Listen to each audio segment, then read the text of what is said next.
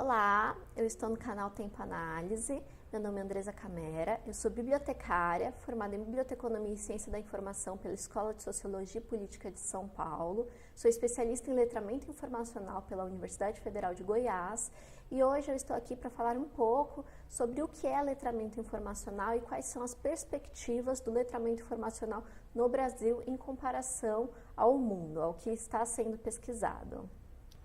E o que é letramento informacional, Andresa?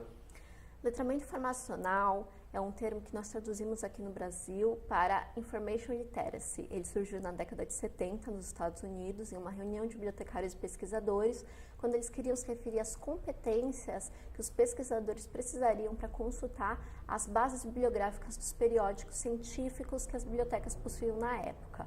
Hoje, o letramento informacional é um termo que a gente se refere às competências informacionais que as pessoas precisam ter para lidar com as novas tecnologias que possuímos para solucionar problemáticas. E no Brasil, como vai isso? O termo letramento informacional começou a ser pesquisado na década de 90 aqui no Brasil.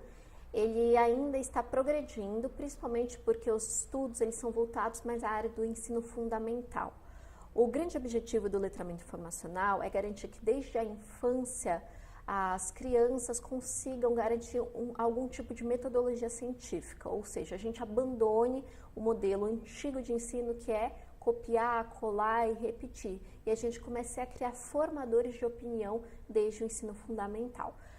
No Brasil ainda há políticas muito retrógradas quanto a isso. A gente possui uma política muito forte do livro didático, e agora com a reforma na educação, então que a gente tem uma grade curricular igual para todas as escolas públicas e particulares, a gente está inclusive correndo atrás. Nós estamos inclusive atrás do que seria o ideal. Por quê? Cada tipo de escola possui um tipo de indivíduo diferente. São estudantes que eles têm perspectivas e realidades diferentes. E o ensino ele deveria ser adaptado para esses estudantes. Então é impossível você dar o mesmo conteúdo e a mesma metodologia para um estudante de uma escola particular, de uma região melhor, do que para um estudante de uma escola pública. Por quê? Eles vivem realidades diferentes, eles vivem uma sociedade diferente, eles têm cargas diferentes e eles encaram a informação e o conhecimento de forma diferenciada.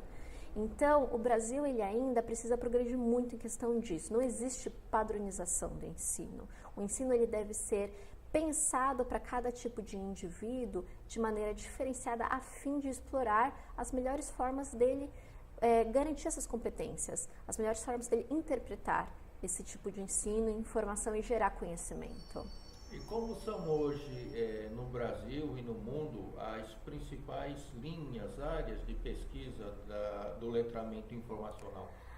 Nos Estados Unidos, na América do Norte em si, que é onde é mais forte as pesquisas, as linhas elas se dividem em geral pela faixa etária. Então a gente tem um segmento exclusivamente para o ensino básico, né, que são as escolas, a gente tem um segmento para o ensino superior e a gente tem segmentos específicos. Então, por exemplo, para a terceira idade, como é que a gente garante, né, essa informatização para as pessoas que são de uma geração diferente.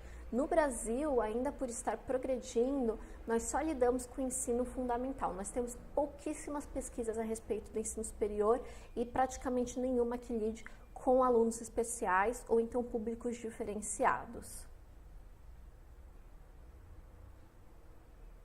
E o governo brasileiro mostra-se sensível ao assunto? O governo brasileiro ainda não percebeu essa necessidade. Por quê? Nós temos ainda um pensamento quanto ao bibliotecário muito retrógrado.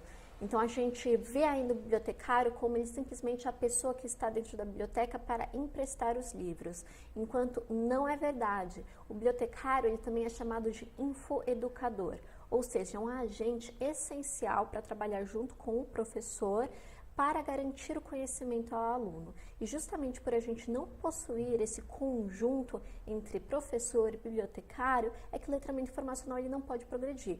Porque o letramento informacional é uma ação multidisciplinar de profissionais diferentes com o mesmo objetivo.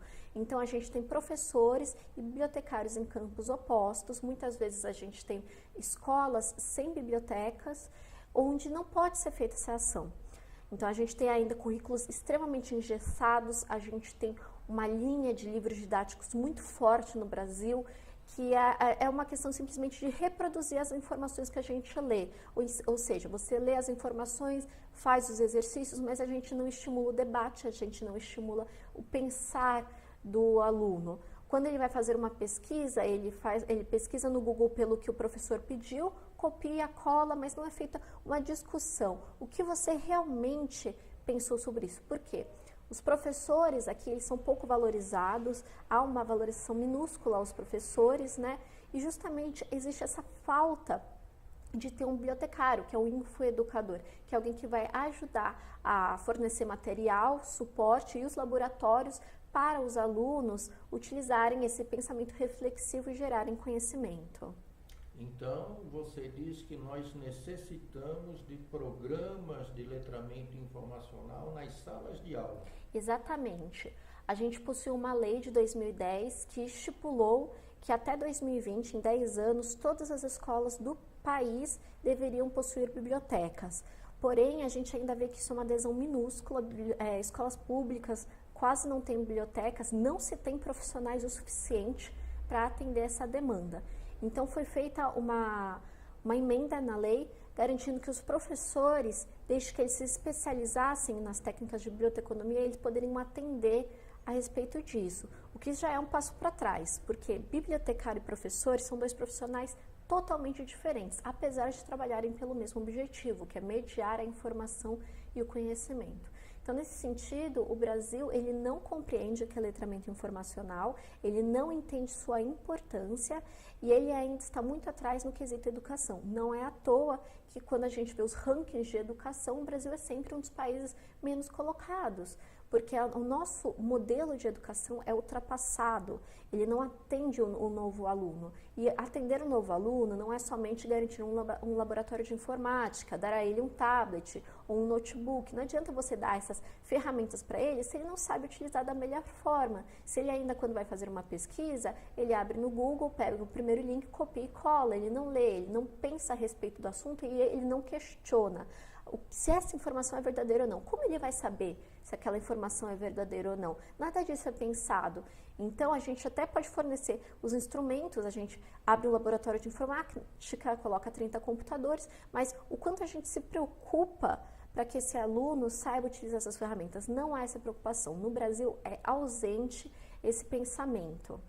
Nas salas de aulas de países desenvolvidos, a diferença, então, é muito forte. Com certeza. A gente vê que o letramento informacional é muito forte na América do Norte, então a gente tem Estados Unidos e Canadá, e lá eles já veem isso, né, desde a década de 70 como uma coisa essencial. Então, se você pega os modelos de ensino deles, eles já pensam a respeito disso, né? O aluno, ele tem essa opção de ter uma grade básica, mas ele escolher no que ele quer se especializar. E o próprio ensino superior é diferente. Então, você faz 2 anos onde você somente pesquisa, entendeu? Onde é uma base, para depois você escolher onde você quer se especializar no ensino superior. Então, eles pensam que é mais importante do que você gerar pessoas que repitam informações, mas pessoas que pensem criticamente. Não é à toa que os Estados Unidos e Canadá são os lugares onde há mais incentivo de pesquisa. Lá, eles pensam da seguinte maneira: se o país está passando por uma crise econômica, nós devemos investir em pesquisa. Enquanto aqui a gente ainda pensa, estamos numa crise econômica, vamos cortar as linhas de pesquisa. Eles entendem que quando a gente investe na pesquisa, a gente está justamente investindo no país. A gente está investindo em soluções. Então, aqui a diferença entre Brasil e esses países é muito severa ainda. E a gente começa desde as políticas, né, até o modelo de ensino e a forma como a gente compreende a informação e o conhecimento. Você diria que a escola, utilizando esse ferramental, como você cita em países desenvolvidos, e o jovem, o estudante, tendo contato diário e criando o seu universo a partir dessa base tecnológica, isso implica na formação de um outro tipo de mentalidade, uma mentalidade mais aguda, mais reflexiva, mais crítica? Com certeza, isso inclui também a formação do próprio indivíduo. Então, hoje, na era da informação, a gente lida com diferentes fontes de informação o tempo todo. A gente precisa criar um filtro, né, de que informação a gente precisa realmente e qual informação é válida, qual informação é verdadeira, qual informação não é. E criar isso desde o jovem é essencial para a gente progredir como sociedade. Então, a gente tem um grande problema, por exemplo, com a divulgação de informações falsas, de notícias falsas que se propagam pelas redes sociais, pelos canais de comunicação. E as pessoas realmente acreditam sem pensar duas vezes, sem ao menos, por exemplo, de uma coisa tão básica como fonte. Por quê? Eles não sabem o que é fonte. Eles acham que se está ali, está escrito, deve ser verdade. Então, a gente precisa de pensadores críticos mesmo, de pessoas que questionem. A gente precisa disso, de questionadores. Pessoas que leiam uma notícia e pensam, não, mas espera aí, como isso? Eu vou fazer uma pesquisa reversa para ver se isso é realmente verdade. E a gente não sabe isso, as pessoas não sabem fazer pesquisa, eles não sabem como um mecanismo como o Google, por exemplo, funciona, que tipos de ferramentas ele possui para que você faça uma filtragem realmente da informação.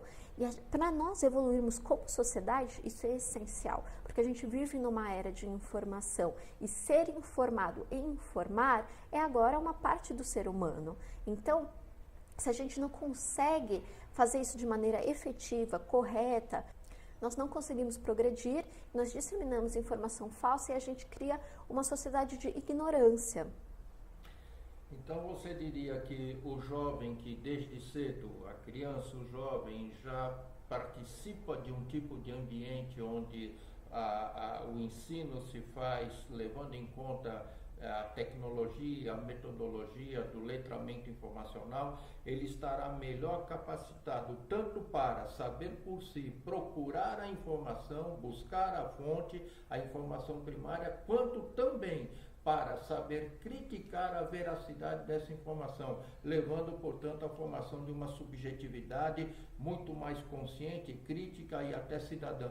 Exatamente. A gente questiona muito, né, porque o nosso país ainda tem dificuldade em evoluir em certos quesitos, de problemas de investimento, de política, mas, assim, os jovens, eles são iguais em qualquer país, né? O que nós precisamos mesmo é de táticas e metodologias que estimulem esse pensamento crítico.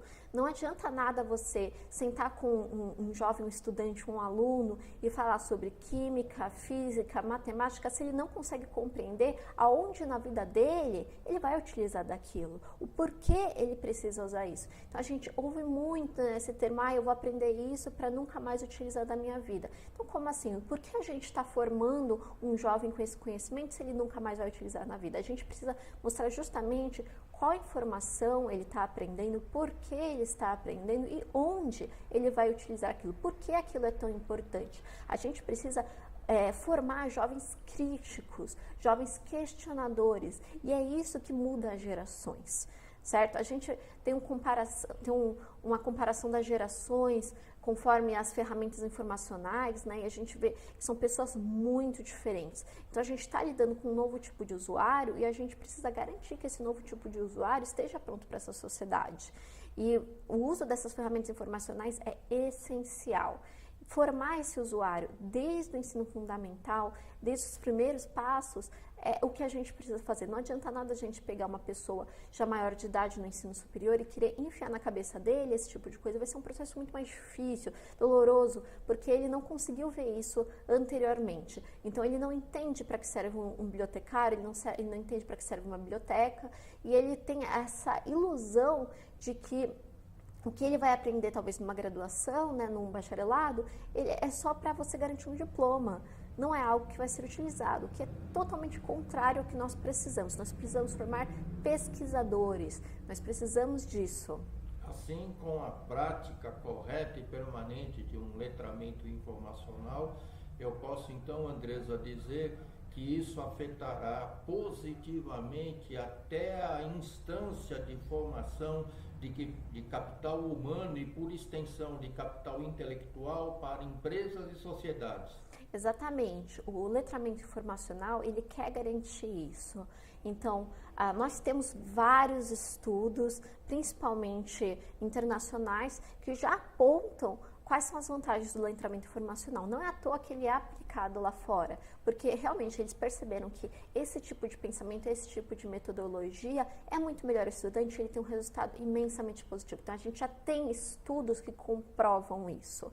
E a gente tem que pensar também no nosso futuro como sociedade brasileira. Então, quando a gente tem pesquisadores, as pessoas pensam que o pesquisador é alguém que fica em casa, que só faz pesquisa, que ele não trabalha ativamente em empresas, o que não é verdade. As empresas modernas têm pesquisadores, eles precisam de pesquisadores. E é isso que é o capital intelectual. O capital intelectual nós temos colaboradores que eles são individualmente pessoas indispensáveis para a empresa. Entendeu? O conhecimento que eles possuem é algo indispensável. Não tem a ver somente com um diploma de graduação, mas como ele estimula esse pensamento, essa reflexão. Você quer aquele colaborador para a empresa.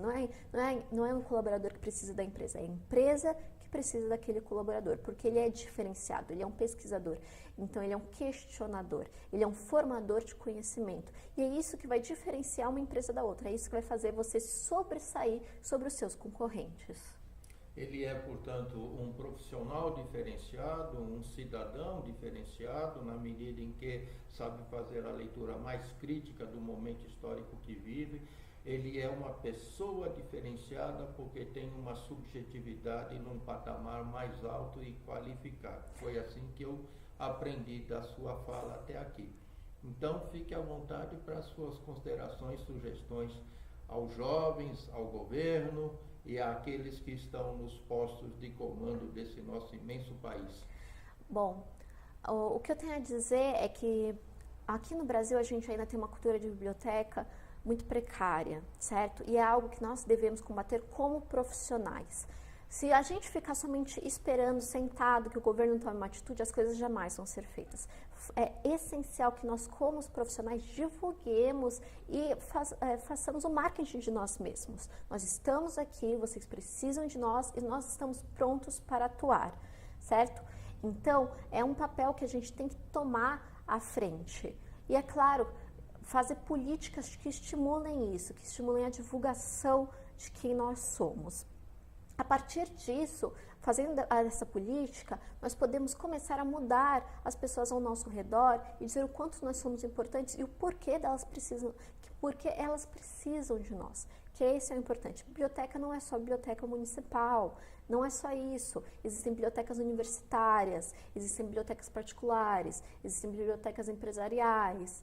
E a partir do momento que vocês perceberem o quanto o bibliotecário é essencial, a gente começa a mudar o pensamento a respeito de como a gente encara a informação e o conhecimento. Temos que parar de colocar os pesquisadores num patamar alto como se fosse algo muito diferente, como se eles fossem muito especiais. Todo mundo é pesquisador, certo? O que te faz pesquisador ou não é o quão crítico e quão curioso você é a respeito de um assunto.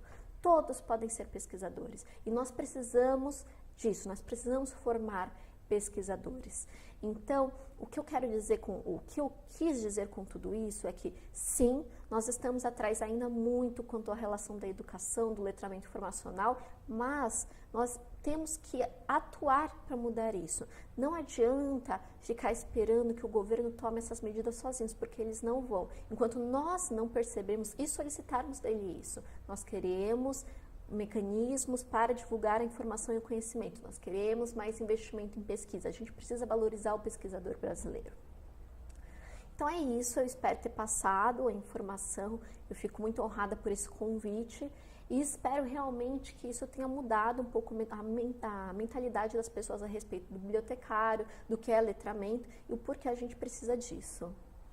Então, nós queremos desde já combinar um retorno seu, Andresa, aqui para estender ainda mais o assunto, porque temos certeza que mexerá com muita gente e que nós receberemos muitos contatos e apelos para esse dito aprofundamento.